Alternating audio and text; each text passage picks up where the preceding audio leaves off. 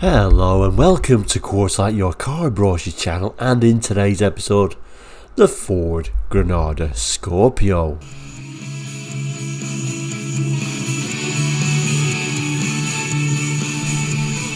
Hello and welcome back to Quarterlight. Now if you're new to Quarterlight, we're a car brochure channel here on YouTube, looking at car brochures from around the world for the 60s, 70s, 80s and 90s and sometimes beyond those years as well. So if you're interested in cars, of course, car brochures, and of course looking back on cars gone by, all about bringing back those memories really, then please do consider subscribing. Anyway, back to today's episode. Last week we looked at the Ford Granada.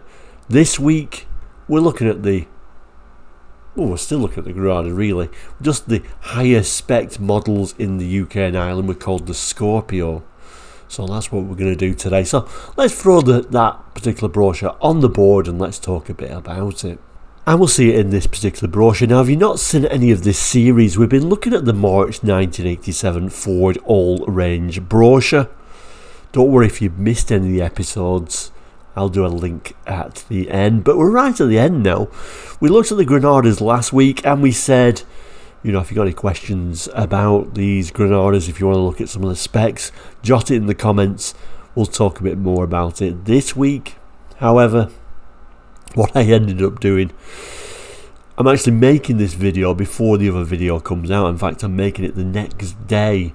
This is the 19th of December, because I'm trying to get these videos out and ready to go before Christmas, so I'm not making any videos over the Christmas period. So I've not obviously seen your comments because the video hasn't happened yet, but what I'll do next week, we'll do a conclusion for this brochure.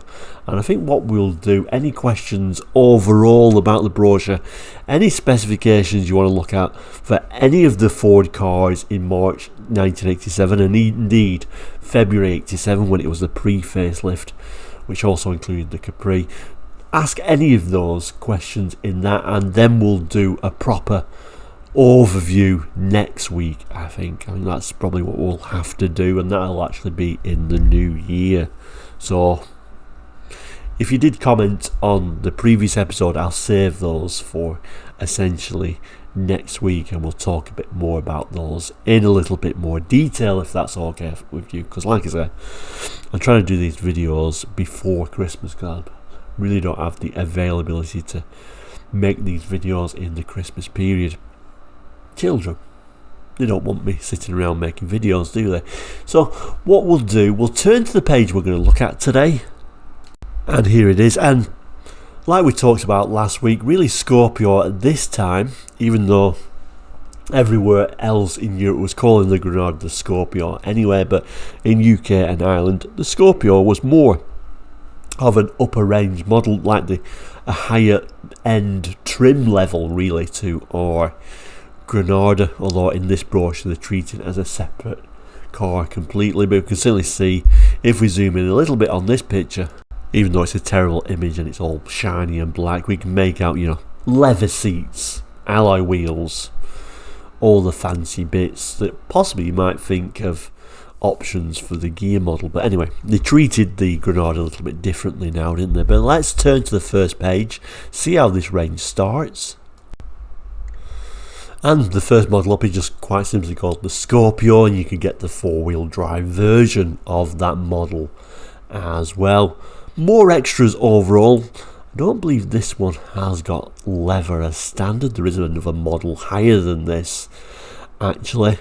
But we'll start reading down here, see what we're actually getting, then we'll glance over these images, then look at the next model. So it immediately introduces this Scorpio model, really telling you what extras it's got over a Granada really. So air conditioning, a power operated sunroof and an electrically heated windscreen are features typical of the Scorpio's class. I think even at this time, I think it was unusual to have air conditioning on a car in the UK actually. So nice to see that as a standard piece of kit. And when I say a standard piece of kit, these are really expensive cars when we look at the prices at the end, so really you're paying for it. But Scorpio 4x4 is another model. You can get the four-wheel drive version. The Scorpio 4x4 is four-wheel drive transmission, provides astonishing grip and traction. Key features: refined 2.9 litre EFI engine, develops 150 PS at 5700 RPM and 233 Newton meters of torque at 3000 RPM. Scorpio 4x4 has advanced permanently engaged four-wheel drive with torque splits 34-66 front to rear for superb handling. We also get protective bodyside cladding with bright inserts, colour tone bumpers engineered to resist low speed impacts, headlight washers, strong and stylish alloy wheels. Scorpio 4x4 has 7-spoke design with 205/60 VR tyres, electrically heated windscreen, air conditioning with separate outlets for rear compartments, automatic delay for courtesy lights, reading lights front and rear. Instruments include fuel computer, electrically powered front seats with adjustable lumbar support for driver and passenger, rear seat back with power operated rake adjustments, electrically operated tilt or slide sunroof, and we've got an electronic sound system ECU2 with 6 speakers and a separate power amplifier. All of the fancy for the time for sure. And then it glimpses over some of those features. So here it's showing an informative and very easy to operate Ford's fuel computer is standard equipment in the Scorpio and Scorpio 4x4. Its functions include a discrete signal that sounds when fuel is running low, map reading lights, courtesy lights and a multifunction digital clock are built into the Scorpio's overhead console. The clock features an ambient temperature display. Luxury features in keeping with the Ford Scorpio status include an electrically operated tilt or slide sunroof of screened glass. Of course, sunroofs were quite common at this time in Fords, but to have them electrically operated was certainly unusual. A louvered blind protects the interior when the sun is exceptionally hot. And this little image tells us power and torque from the Scorpio's 4x4 2.9 litre EFI V6 engine are delivered to all four wheels through a smooth, precise 5-speed gearbox. The 4x4 transmission is permanently engaged. And then the image we're going to look at in a moment below tells us the standard setting Scorpio below has powerful headlight washers, central locking and protective colour-toned bodyside cladding, electrically heated and adjusted door mirrors, plus door marker curb illumination. Metallic paint shown is an extra cost option. You can't think you would throw this on such a high model, but no. And then we have a look at the front end of this high spec model showing those headlamp wash, and what it refers to as this sort of extra cladding, colour toned of course. Just about make out, you may not, I don't know if it'll come out on camera or not, but there is a little Scorpio name up here in this unusual location. Quite an unusual looking alloy wheel as well, isn't it? Almost looking like a wheel trim, but it is an alloy wheel. This will be the non-4x4 version though. We can see some of the controls, but also that little light on the doors there, which is quite nice. A look on the inside, looks very pleasant, looks very comfortable. Reminds me very much of sort of like a gear spec interior. Not a huge fan of this sort of like ruffled type effect on the seats, but nevertheless I guess that was just of its time. You can see the auto transmission on there as well. And then a look at the interior. A bit of wood sets it apart, I guess. Yeah, I mean it's certainly a high spec car of its time. There is one final model showing on here for like your real flagship of the Ford range, the highest spec Scorpio, the Scorpio Executive, which in reality is really all about having leather seats. Let's look at the text though, see what it's telling us. We'll come back to these images. So the Scorpio Executive, complete with leather upholstery, cruise control and an alarm system. The superb Scorpio Executive combines smooth riding luxury with vivid performance. Telling you on the side there, sunroof standard, central locking standard, windscreen rapid de-ice, now standard, finally, air conditioning standard, and then of course ABS, of course standard on these Granada sized vehicles. You can also move up to the Scorpio Executive 4x4, of course. So the Scorpio Executive 4x4 is made even more attractive and efficient by Ford's four-wheel drive transmission.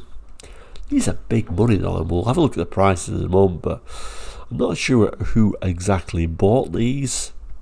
A conscious decision certainly it would have to be to buy these over some of the German executive cars though.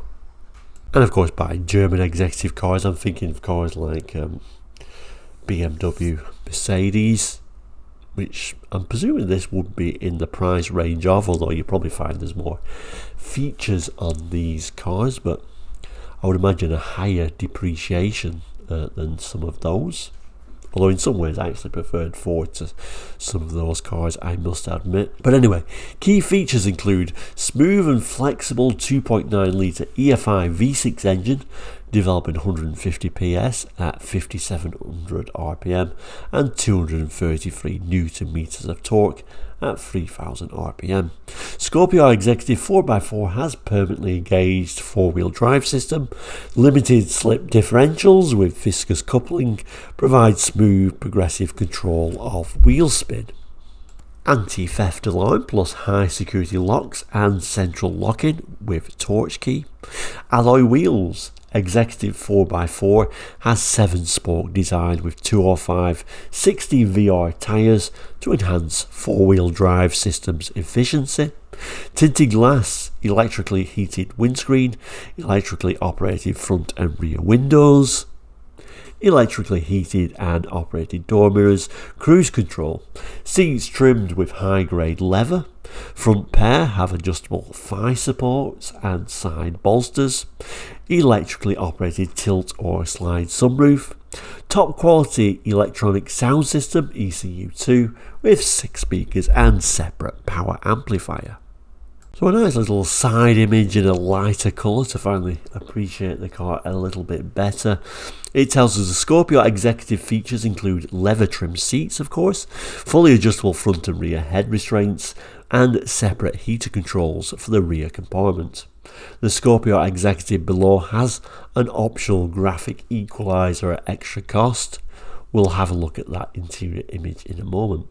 It also tells us alloy wheels shown above bring an additional touch of class to the sleek Scorpio Executive's aerodynamically efficient styling. The Executive 4x4 equally attractive wheels include 7-spoke design. And then finally, operated by buttons on the steering wheel above right. We'll certainly have a look at that in a moment. The Scorpio Executive's cruise control helps take the strain out of long motorway drives. It automatically reverts to manual control when you operate the brake or accelerator pedals. Hard to believe cruise control, because it's really a very simplistic system, really.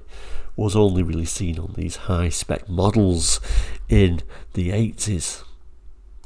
Let's move actually straight to those buttons there on the steering wheel.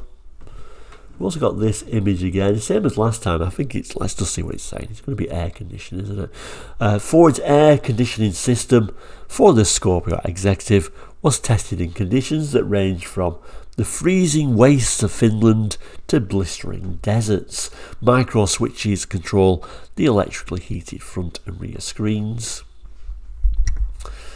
Of course, in the UK, air conditioning was seen as, why would you want that? The conditions really don't seem suitable to need air conditioning, but I think pretty much all new cars seem to have them in the UK as well these days. And the final image, and I'll zoom in a little bit closer in a moment, is really what the Scorpio Executive was all about. Instead of the cloth seats, we got leather seats instead.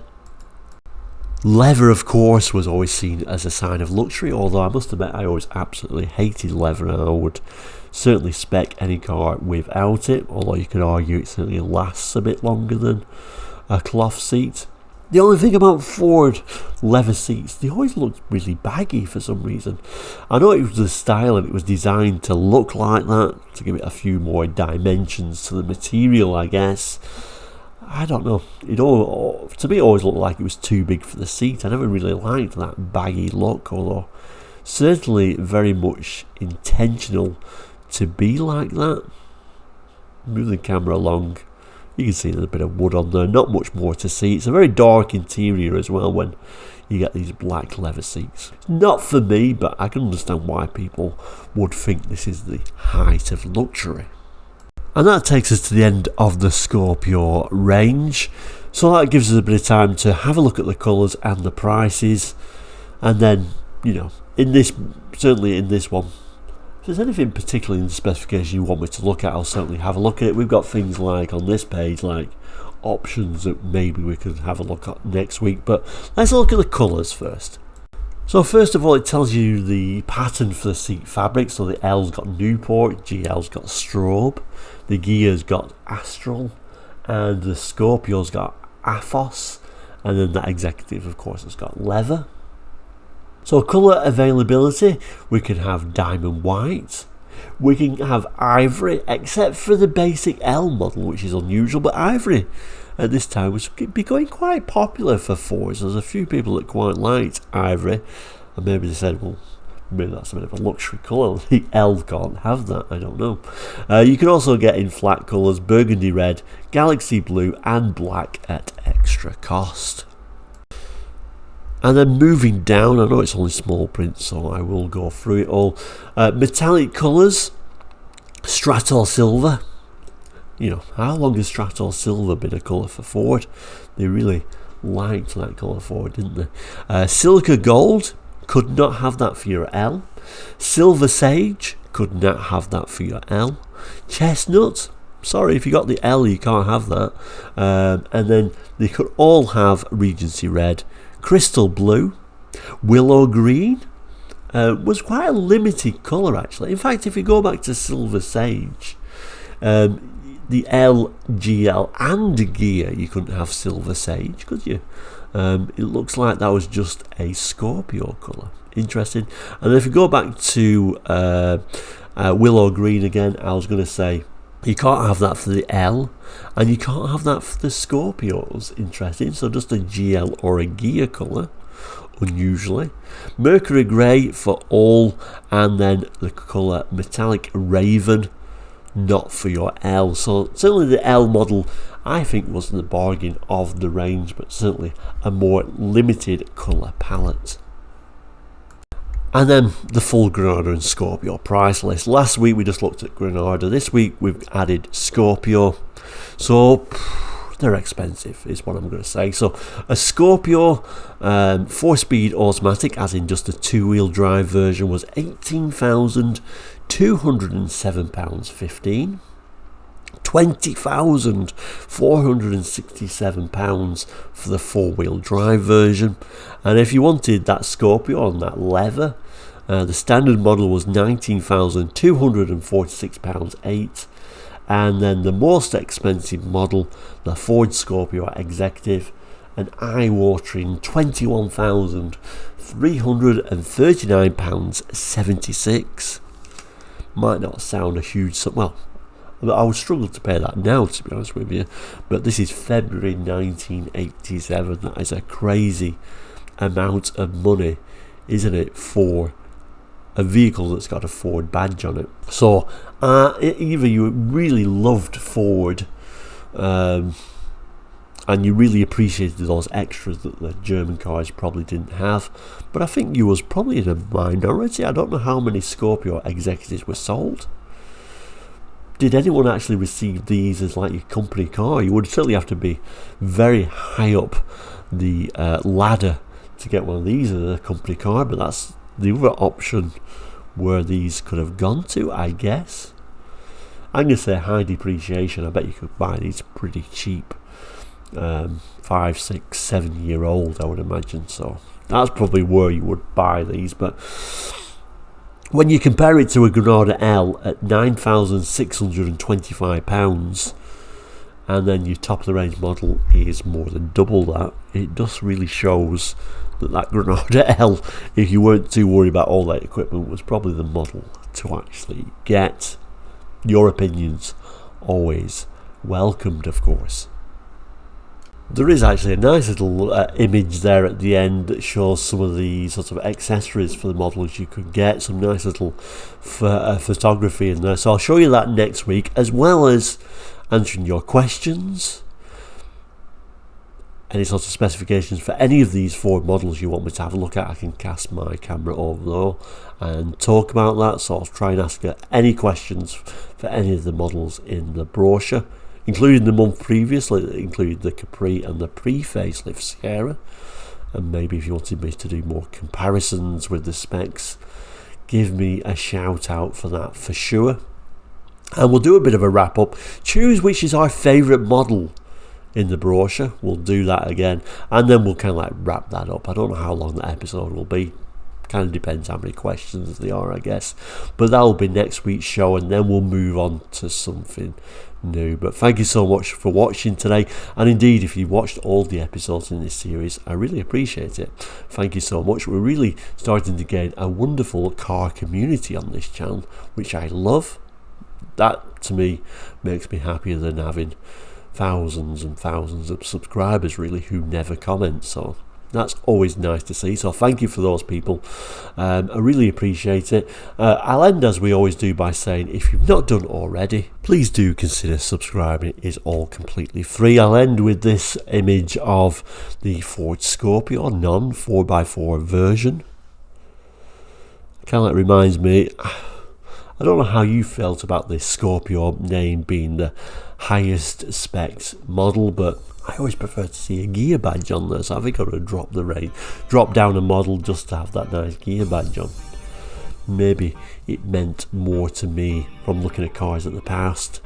Now the gear badge is almost becoming watered down, or the beginning of the gear not being sort of like a high top of the range model. Anyway, on which I wanted to say thank you so much for watching today. Please do take care. We'll see you very soon, and goodbye.